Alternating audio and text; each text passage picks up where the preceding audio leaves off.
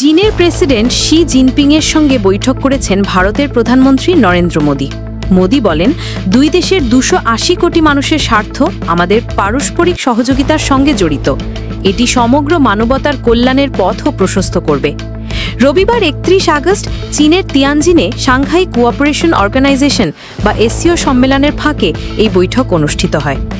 বৈঠকে ভারতের প্রধানমন্ত্রী জানান, পারস্পরিক আস্থা, সম্মান ও সংবেদনশীলতার ভিত্তিতে ভারত চীন সম্পর্ককে এগিয়ে নিতে তিনি প্রতিশ্রুতিবদ্ধ। গত বছর রাশিয়ার কাজানে হওয়ার বৈঠককে ফলপ্রসূ উল্লেখ করে ভারতের প্রধানমন্ত্রী বলেন, সীমান্তে সেনা প্রত্যাহারের পর শান্তি ও স্থিতিশীলতার পরিবেশ তৈরি হয়েছে। বৈঠকে মোদি কৈলাস মানস সরোবর যাত্রা পুনরায় চালু করা এবং ভারত চীনের মধ্যে সরাসরি ফ্লাইট চালুর বিষয়ে গুরুত্বারোপ করেন।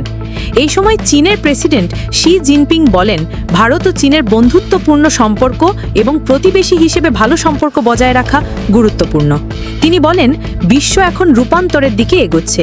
চীন ও ভারত বিশ্বের প্রাচীনতম সভ্যতাগুলোর মধ্যে দুটি। আমরা বিশ্বের 2 সর্বাধিক জনবহুল দেশ এবং গ্লোবাল সাউথের অংশ। তাই বন্ধুত্বপূর্ণ প্রতিবেশী হওয়া এবং ড্রাগন ও হাতির একসঙ্গে অগ্রসর হওয়া অত্যন্ত জরুরি।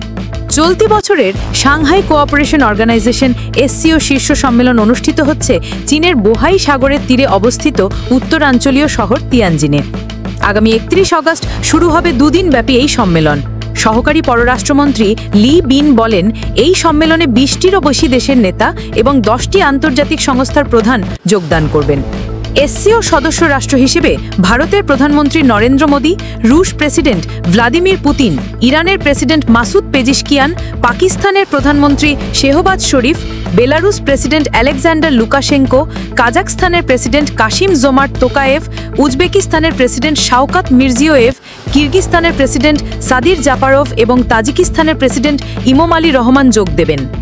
এছাড়া তুরস্কের প্রেসিডেন্ট রেচেপ তাইয়েব এরদোয়ান, মিয়ানমারের সেনাপ্রধান মিন অং হ্লাইং, নেপালের প্রধানমন্ত্রী কেপি শর্মা ওলি, মালয়েশিয়ার প্রধানমন্ত্রী আনোয়ার ইব্রাহিম এবং মালদ্বীপের প্রেসিডেন্ট মোহাম্মদ মুইজ্জু সহ আরও বেশ কয়েকজন নেতা যোগ দেবেন বলে ধারণা করা হচ্ছে। এই সম্মেলনে জাতিসংঘ মহাসচিব অ্যান্তোনিও গুতারেস এবং আসিয়ানের মহাসচিব কাও কিম হোর্ন যোগ দেবেন।